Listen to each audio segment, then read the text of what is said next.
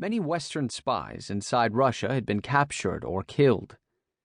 The United States desperately needed information that would provide not just threat assessment, but also early warning of a Soviet attack. At that time, the U.S. Navy assumed that if war were to break out, the Soviet Northern Fleet and Pacific Fleet would sortie from their bases. The only way to have adequate advance warning would be via submarines patrolling the Barents Sea and the Sea of Okhotsk. To effectively counter the looming threat of nuclear war launched from the sea, the United States also needed to infiltrate the Soviet military apparatus to collect vital information on the Kremlin's intentions and capabilities. It was essential that the intelligence contain hard facts, not just speculation, which too often led to gross overestimates or underestimates of Soviet capabilities. As we now know, intelligence and its uses and interpretations are controlled to a great degree by political considerations. Officials who use it to shape foreign policy or to develop military plans often disagree with each other and may have wildly divergent points of view.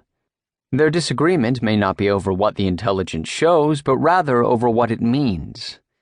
This is especially true when trying to fit thousands of pieces of intelligence into a mosaic that will provide an accurate picture that can help determine whether perceived threats are real or imagined.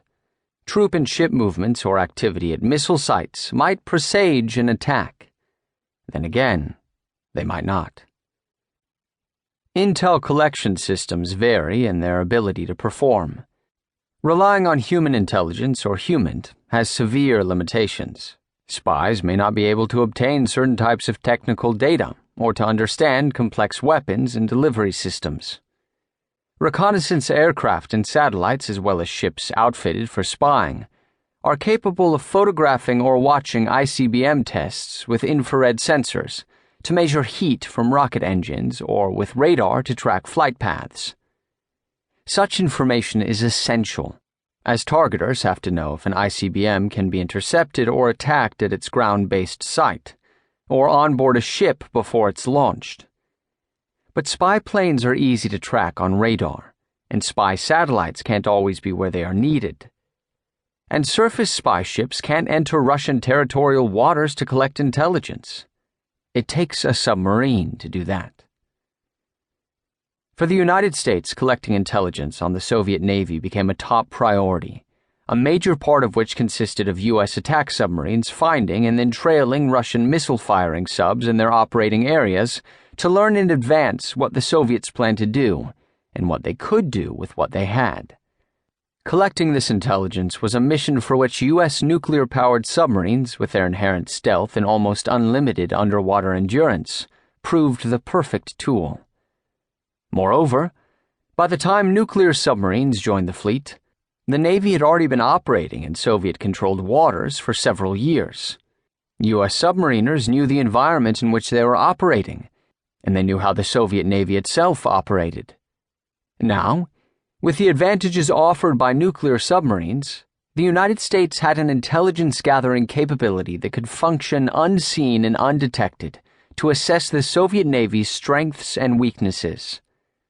Such information would allow the United States to structure its forces to take advantage of that knowledge. Submarines make ideal platforms for intelligence gathering.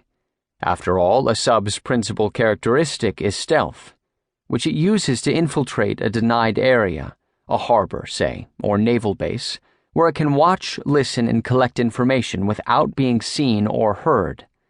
Within months of the end of the Berlin blockade in 1949, and spurred on by the test of Joe 1, the Soviet A-bomb, the U.S. Navy, utilizing modified World War II-era diesel-electric submarines, began its pioneering intelligence-gathering patrols against the Soviet Union. Despite their limited endurance and mobility compared to the nuclear-powered submarines that were soon to follow, and by today's standards their lack of sophisticated snooping gear and their poor habitability, these older boats collected vital information about the inferior quality of the Soviet Navy's radar, sonar, and communications systems. These early missions also proved that submarine espionage was possible, and that the Soviets, while not to be underestimated, weren't very good when it came to ASW. By the late 1950s,